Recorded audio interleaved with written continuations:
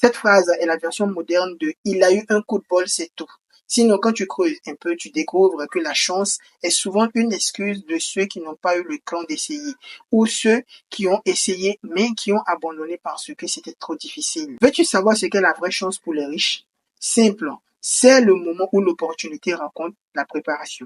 Thomas Jefferson le disait déjà au XVIIIe siècle. Plus je travaille, plus j'ai de la chance. Prenons Warren Buffett par exemple.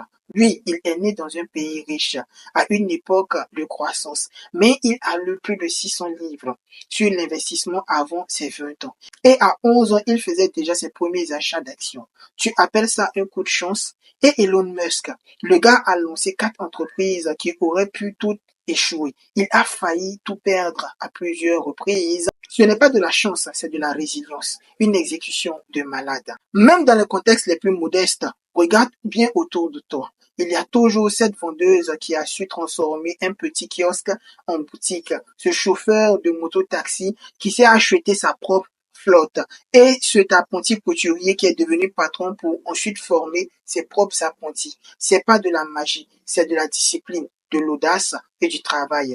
Une étude de l'université de Copenhague en 2018 a montré que les compétences, les efforts et le réseau social pèsent bien plus lourd que la simple chance dans la réussite économique à long terme. Alors oui, la chance existe, mais tu peux la provoquer en te formant, en osant, en testant et surtout en étant prêt quand elle frappe à ta porte. Parce que la chance ne sourit pas aux passifs, elle récompense les audacieux.